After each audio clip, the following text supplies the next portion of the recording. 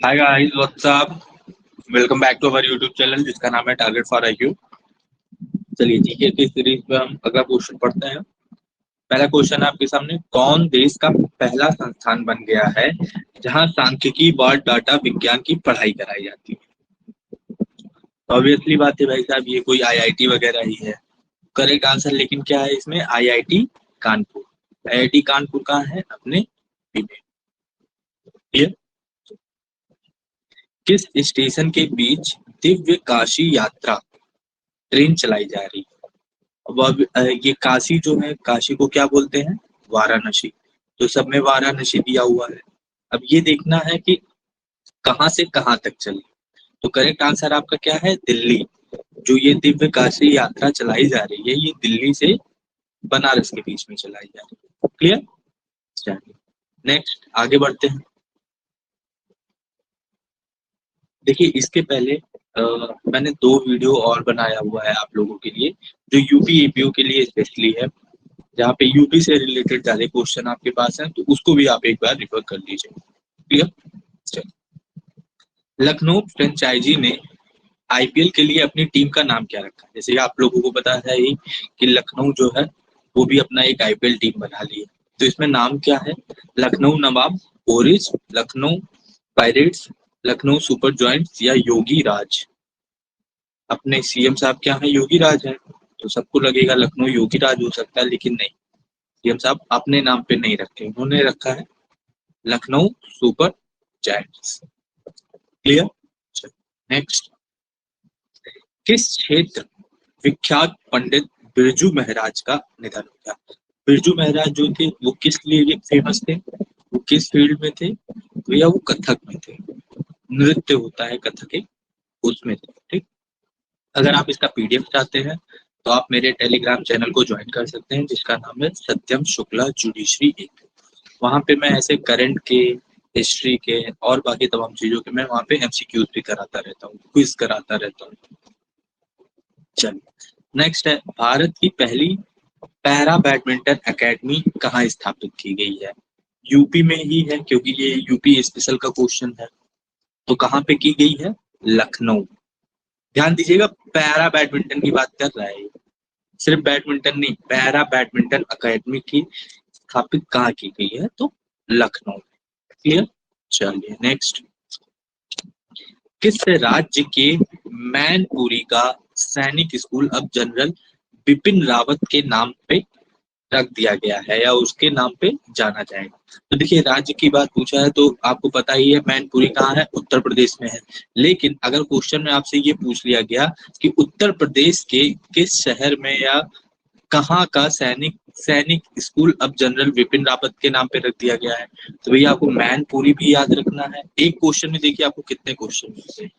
और ये पूछ लिया गया कि जैसे उत्तर प्रदेश के मैनपुरी का जो अब सैनिक स्कूल है वो किसके नाम पे रख दिया गया, तो ये नाम भी आपको याद रखना है, general Vipin Rawat. Clear?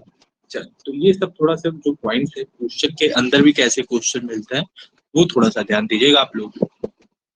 Next, प्रधानमंत्री ने किस राज्य के मेरठ में मेजर ध्यानचंद खेल विश्वविद्यालय की आधारशिला रखी?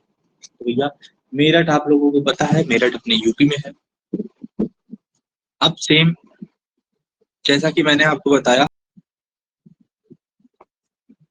कि भैया इसमें आपको ना मेरठ भी याद रखना है।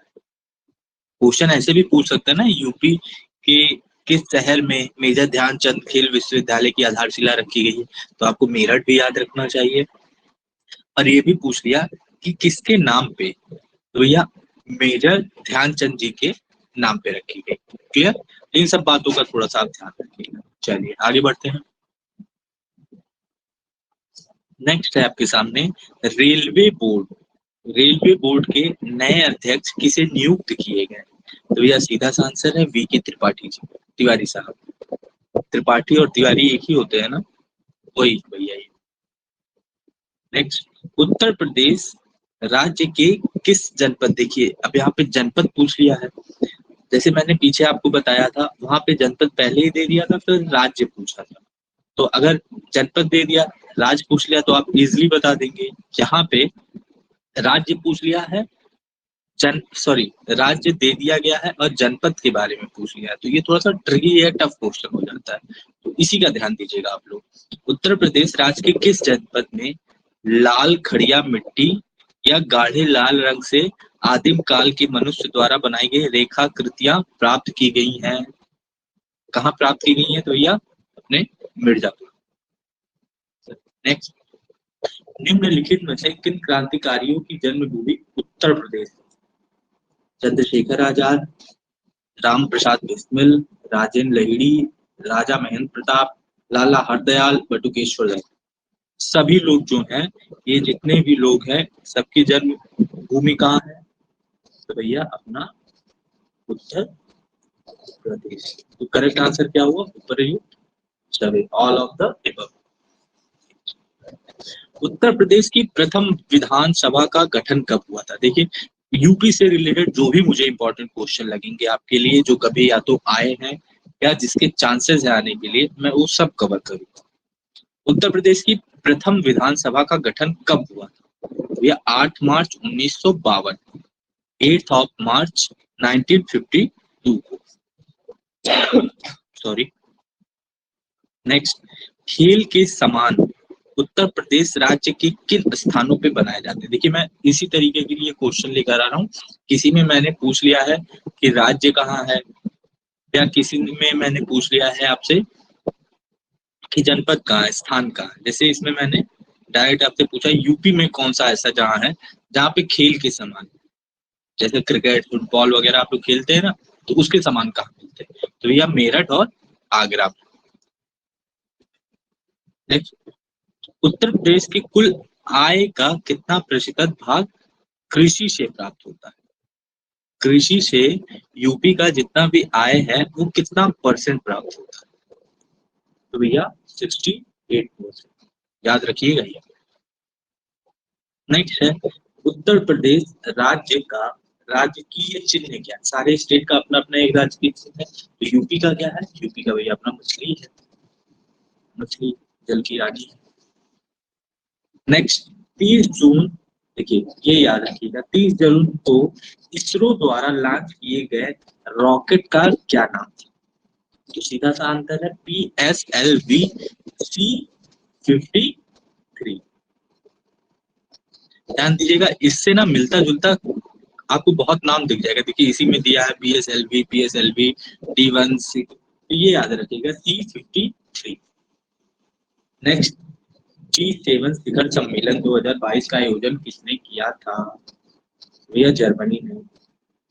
देखिए अभी सत्येंद्र सर जो है वो G7 पे आप लोगों को एक वीडियो ऑलरेडी शॉर्ट्स में डाल चुके हैं, आप एक बार उसको देख लीजिएगा फटाफट, तो कुछ और आइडिया आपको मिल जाएगा। यूट्यूब का जो शॉर्ट्स है, टारगेट फॉर IQ के शॉर्ट वाले सेक्शन में जाएंगे तो वहां ऑलरेडी सत्येंद्र सर ने डाला हुआ है, आप वहां पे एक बार देख लीजिएगा। नेक्स्ट, जून 2022 में कौन सा हवाई अड्डा पूरी तरह से पनबिजली और ऊर्जा बिजली वाला देश का पहला हवाई अड्डा बन गया? तो इंदिरा गांधी इंटरनेशनल एयरपोर्ट। कुछ क्वेश्चन है जिसको मैं हिंदी में नहीं टाइप कर पा रहा था, तो उसको ऐसे इंग्लिश में कर। नेक्स्ट, ब्रिक्स समिट 2022, बताइए भैया। इसका आंसर तो आपको पता होना चाहिए। देखिए, अब कभी कभी आंसर एलिमिनेट कैसे किए जाते हैं आपको ये बता देता हूँ। देखिए इंडिया है, इंडिया यहाँ दिया हुआ है, आपको ये पता है ना कि इंडिया है ब्रिक्स में। अब कहीं और इंडिया दिया हुआ है तो नहीं, इसमें इंडोनेशिया है, ईरान है, इसमें इजराइल। तो करेक्ट आंसर आपका क्या हुआ? ब्राजील। देखिए जो आप तुक्का बोलते हैं ना, तुक्का ऐसे ही मारा जाता है कि आपको कुछ आइडिया रहना चाहिए, ये नहीं जय माता दी, वो वाला तुक्का नहीं। तुक्का का मतलब होता है आप थोड़े से डाउट में हो, आपको थोड़ा सा कंफ्यूजन है, तो एक काम करो, आंसर को ना एक दूसरे से मिला के एलिमिनेट कर दो। नेक्स्ट, अग्निपथ 2022 जो अभी अग्निपथ की योजना ही है जिसका बहुत लोग विरोध कर रहे हैं, बहुत लोग समर्थन कर रहे हैं, इसकी शुरुआत कब की गई थी? तो 14 जून 2022। नेक्स्ट, अग्निपथ योजना 2022 के लिए प्रवेश आयु कितनी होनी चाहिए? एज पूछा गया है, एज कितनी होनी चाहिए भैया? तो एज होनी चाहिए 70.5, मतलब 17.5 साल से लेके 23 साल तक। क्लियर? चलो आज के सेशन में इतना ही, आगे फिर हम देखेंगे। Bye bye.